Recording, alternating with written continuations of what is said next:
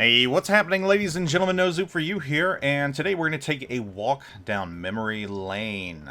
I reset my USN battleships. Actually, I reset the line that I enjoy the most, not the one that terminates with the Vermont, but the one that ends with Montana. And the reason I did that was I'm trying to get Vampire 2.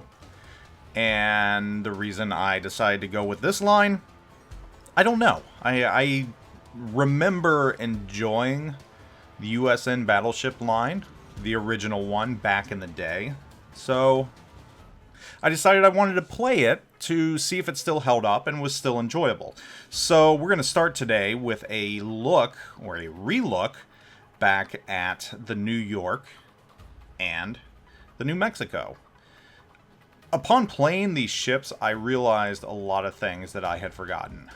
One, I mean, we know these ships are painfully slow, but it tends to get lost on you how painfully slow these ships are until you regularly play them. So we'll just start with the New York right now, and I'll go over some stats. I'm not going to go too deep into it, but I'm going to give some stats, and then I'm going to go into my overall thoughts. So hit points, 49,100. That's somewhat generous for a tier 5. Not bad at all. Main guns, 5 turrets that house 2 356mm guns. So you've got a fair amount of guns right there. That's nice. 10. You're able to sling 10 shells down range with a main battery firing range of 19 kilometers.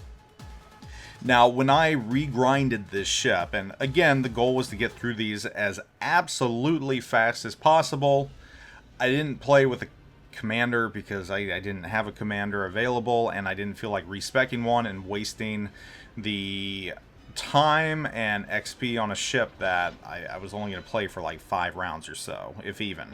So these stats are without a commander on there, and I think it's kind of important that I play without a commander as well, because this is one of the first USN battleships, and a lot of the players that are going to be playing it aren't going to have commander skills, or at least many of them at all. So it kind of handicapped me in a way that a new beginner would be handicapped. So moving on to maneuverability, your maximum speed with Sierra Mikes is 19.3 knots.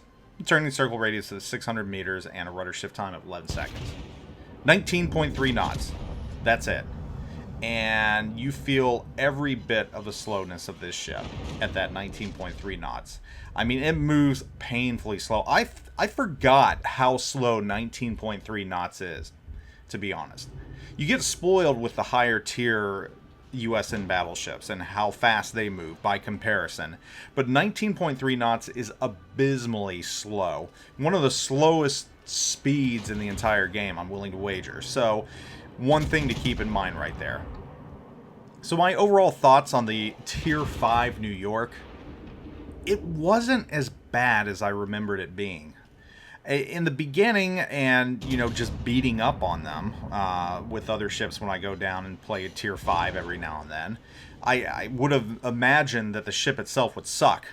But upon playing it again, and I'll get into the New Mexico here in a little bit, actually not long from now, but I actually enjoyed the New York more than the New Mexico, and I think a lot of that had to do with matchmaking. It just has a lot more favorable matchmaking, and I think the New York holds up better against tier 7s than the New Mexico holds up against tier 8s, and I think that's a lot of the reason it was more enjoyable. So New York overall, yes, it's extremely slow, and its guns can be a little wonky, its dispersion can be a little wonky, but it's not nearly, in my opinion, as painful as I remember it being when I first started playing this game, because again, the USN battleship line was the first line I ever played. So there was a lot of what the hell am I doing, and at the time, yeah, it felt like I was getting beat up on, but that was really because of my own player skill. Going back and playing this ship over again, though, I feel that it is a lot better than I remember it being, though it still hasn't aged quite that well. There's some other ships out there, battleships especially, that can absolutely beat up on it, but it's better than I remember it being. And I'm kind of glad I'm regrinding this line, because it really allows me to realize what new players are going through and what they're having to deal with right now.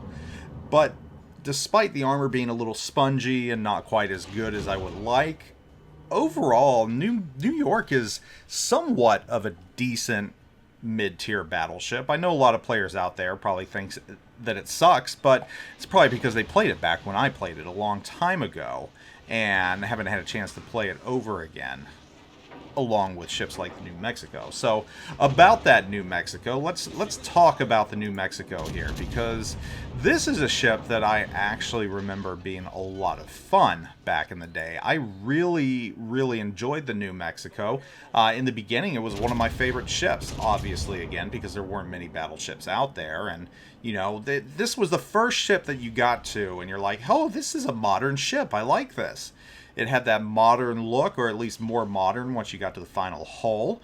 And after playing New York, it's like, wow, this is cool. This is like a real battleship. Well, hit points 53,200. Main battery, of course, you've got those 12 guns, which you might think are nice, but again, they're only 356 millimeters. And when you're facing tier 8 ships, it puts you at a disadvantage on some of them. Now, I found the ships that I was able to beat up on the most and most regularly were Tirpitzes and Bismarcks. If they were broadside to me, these guns, I don't know. They're dialed in. They had the magic penetration or something for turtleback armor, but I was able to peg anywhere between 10 and 19,000 hit points reliably against them. But really, that was one of the few ships I was able to do that against. So those are your main batteries right there. And again, 356 millimeters, you do have 12, but I don't know. Maximum range, 17 kilometers, not even as good as the New York. I mean, I remember these just being an absolute shotgun and being fun to play, but now with the other ships that have made it around with better armor and just the mechanics changing ever so slightly, that shotgun feeling is gone. And honestly, this ship does not hold up as well as it used to. Maximum speed, 22.1 knots with Sierra Mikes. Marginally faster than the New York, but it's still slow. It still takes you a while to get from point A to point B. And with that, I mean, the worst part about this ship is its matchmaking. Absolutely frustrating, because once again, you are going to play tier 8 ships. And the ships that can be found at tier 8 are ships that I had mentioned, like the Tirpitz and the Bismarck and the Colorado, which I know a lot of people hate, but its guns are still very potent. And then you have a lot of ships out there that just spew HE at tier 8. So New Mexico, unlike New York, is really just cursed by being a very tough tier that sometimes receives very hard matchmaking. It's a lot different than a tier 8 ship. I'd much rather take a tier 8 ship into a tier 10 battle than a tier 6 ship into a very heavy tier 8 battle. And that's just my personal preference and my personal opinion, especially when we're talking about destroyers. But battleships, it still holds true too. I mean, I have no problem taking Alabama into a tier 10 battle. I just don't. Same goes for Tirpitz. Same goes for Bismarck. But taking this ship into a round that's heavy with tier 8 battleships, no, it's just not that fun at all. And once again, speed is a huge factor too, because 22.1 knots is really slow. Once again, it's better than the New York, but I found these guns did a lot less against ships at tier 8 than the New York's guns did at tier 7. Though it did take New York a lot longer to get around the map. Overall, for these grinds on the way up to the Colorado, which I unlocked, I just found that I don't know. I'm not a fan of the New Mexico the way I used to be, and strangely enough, I'm more of a fan of the New York than I used to be back in the day. I mean, New York, I remember it being painful and everything else. And why I started with the New York again, I just free XP past them, and the New York was the first ship that you actually got bureau points for when you reset a line, tier 5. So I started with tier 5, and I think that's a good starting point too, because once again, Tier 5 is kind of that tier where players somewhat have a footing, somewhat have an idea of what's going on. So if you are a new player watching this, and you're wondering what you should do with these ships or how you should play with them, keep in mind that angling is still going to be very, very important in these two ships. And even if you are angled, if you're in a match where you are bottom tier, you are going to take some significant damage even from other battleships, even if you're angled. And that's just the nature of the game. I mean, these ships, they're easily overmatched by tier 8 guns. The armor, while it might hold up a little bit in their own tier, it doesn't necessarily hold up that well in the higher tiers. And that is going to be a huge struggle as well. While you do have generous hit pools on these ships, you don't have very generous armor.